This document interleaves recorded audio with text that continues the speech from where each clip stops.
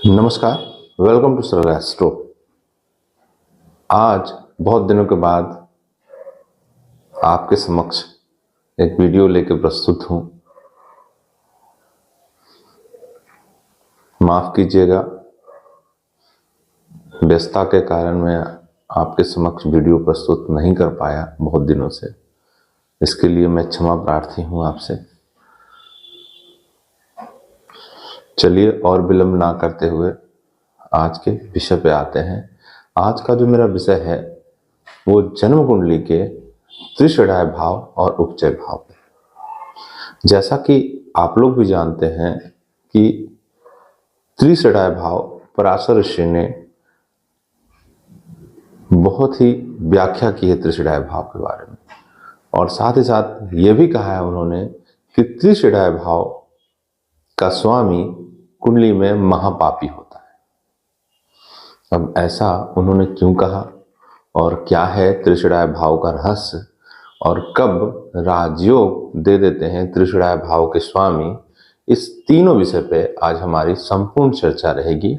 तो हमारे वीडियो के अंत तक जरूर बने रहें। तो आइए समझते हैं कि ज्योतिष में त्रिषडाय भाव का महत्व क्या है और क्यों पराशर ऋषि ने त्रिषडाय भाव के स्वामी को महापापी कहा है। ठीक है, देखिए, जैसा कि आप लोग भी जानते हैं, अगर ज्योतिष में आपने रुचि रखते हैं तो आप लोग भी जानते हैं कि ज्योतिष के अंदर 12 भाव दिए गए हैं, 12 राशि दी गई है, 9 ग्रह दिए गए हैं।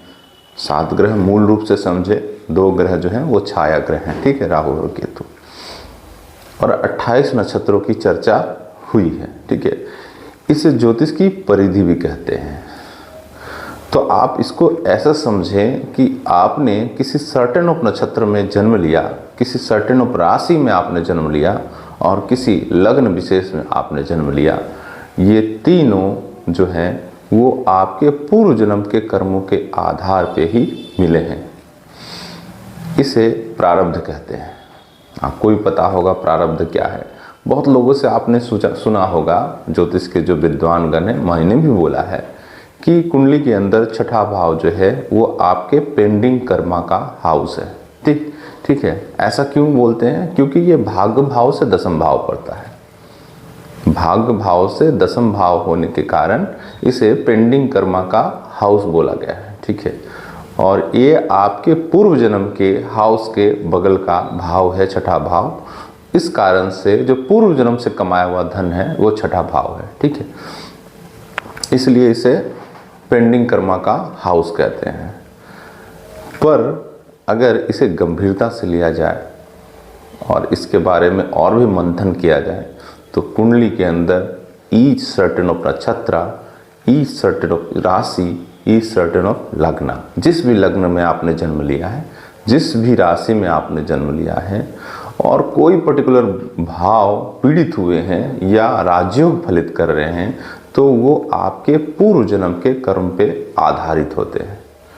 ठीक है, तो ज्योतिष का के अंदर, माफ कीजिएगा, ज्योतिष के अंदर जो भी कुंडलियां आपको मिली है, और ज्योतिष गण का ये काम भी है कि आपके पूर्व जन्म के कर्मों को आपको बताएं और इस जन्म में उस बंधन से आपको छुटकारा मिले। इसलिए तो केतु को सर्वोपरि कहा गया है नवग्रह में, क्योंकि केतु मोक्षदायक है, केतु कैवल्य कारक है, और केतु चंद्रमा का जो महादशा काउंट होता है वो केतु से ही प्रारंभ होता है ना। तो इसी सिलसिले में बहुत छोटी व्याख्या में त्रिषडाय भाव के बारे में करता हूँ। पराशर ऋषि ने त्रिषडाय भाव के स्वामी को महापापी कहा है। पहले तो ये समझते हैं कि त्रिषडाय भाव कहते किसे हैं। इसे बहुत ही इजी कॉन्सेप्ट में आपको समझाने जा रहा हूँ। इसके नाम में ही इसका मतलब छुपा हुआ है। ठीक है, त्रि का मतलब होता है 3 यानी तीसरा भाव, षष्ठ का मतलब होता है छठा यानी छठा भाव, और त्रिषडाय आय बोला गया है ना, तो आय भाव मतलब एकादश भाव यानी त्रिषडाय भाव। इस तरह से व्याख्या पराशर मुनि ने किया है। तो 3, 6 और 11 तीसरे भाव, छठे भाव और 11वें भाव के स्वामी को त्रिषडाय भाव बोलते हैं और इस स्वामी को पापी कहते हैं। अब जन्म कुंडली के अंदर जब भी इन त्रिषडाय भाव के स्वामी केंद्र से या त्रिकोण से संबंध बनाएंगे तो समस्या उत्पन्न करेंगे। बस एक जगह जो केंद्र है, जो सर्वोपरि केंद्र जिसको कहा गया है दशम भाव, अगर वहां से त्रिषडाय भाव के स्वामी संबंध बनाते हैं किसी पर्टिकुलर चार्ट में तो वो राजयोग फल करता है, राजयोग के समान फल करता है। आप चेक करके देख सकते हैं।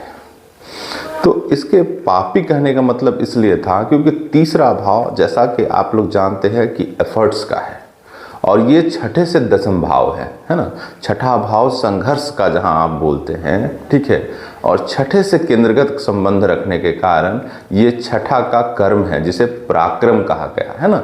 तीसरे भाव को इसलिए पराक्रम कहा गया और दशम भाव से ये छठा भाव है, दशम भाव से भी छठा भाव है। तो कर्म का भी संघर्ष है और संघर्ष का भी कर्म तीसरा भाव है, इसलिए तीसरा भाव के स्वामी को, तीसरे भाव को त्रिषडाय भाव और महापापी कहते हैं प्रासदृशी। अब आते हैं छठे भाव पे।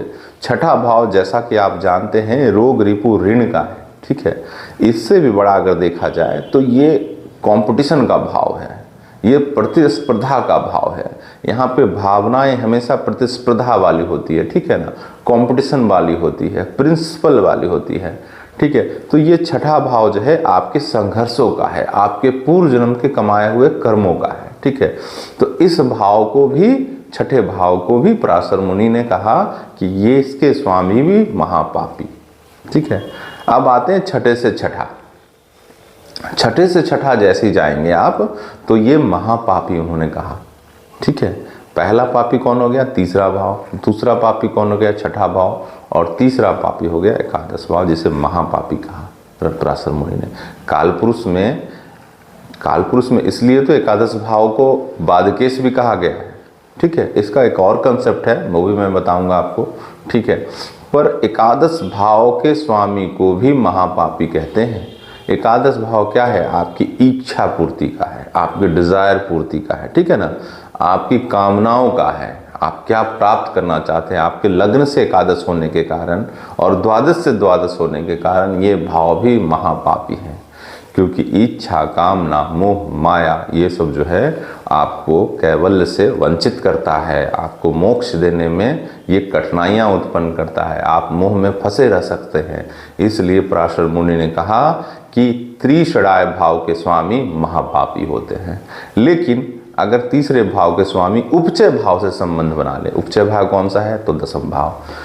तीसरे भाव के स्वामी अगर उपचय भाव से संबंध बनाते हैं, मतलब तीसरे भाव का स्वामी अगर किसी पर्टिकुलर चार्ट में आप देखें कि दशम भाव में बैठा हुआ है तो वो राजयोग कारक होगा। जैसे तुला लगन की पत्रिका है, ठीक है, तो 7, 8, 9 और कर्क के गुरु जो हैं वो दशम भाव में उच्च के बैठे, ठीक है।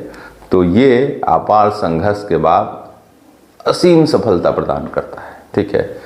इसी तरह अगर देखें किसी कुंडली में कि छठे भाव का स्वामी, जैसे मिथुन लगन में वृश्चिक राशि छठे भाव में आती है। अब छठे भाव का स्वामी मंगल और साथ ही साथ 2 त्रिषडाय भाव के स्वामी मंगल हो जाते हैं, दशम भाव के अंदर बैठे, तो मंगल तो ऐसी भी दशम भाव में दिग्बली और कुलदीपक योग बनाते हैं, ठीक है। तो दशम भाव में मिथुन लगन के अंदर मंगल राजयोग कारक होता है, हाँ, असीम संघर्ष के बाद असीम सफलता देता है। इसी तरह अगर देखें कि धनु लगन की पत्रिका है और एकादश के स्वामी शुक्र दशम भाव में नीच के बैठे हुए, उपचय भाव में नीच के बैठे हुए त्रिषडाय भाव के स्वामी, तो ये शुक्र भी राजयोग कारक सिद्ध होगा। इसकी दशा, इसकी अंतर्दशा, इसकी पतंतर दशा में जातक को सफलता प्राप्त होगी, ठीक है। तो ये थे हमारे बहुत से छोटे से कॉन्सेप्ट को मैंने आपको लेके आया त्रिषडाय भाव पे।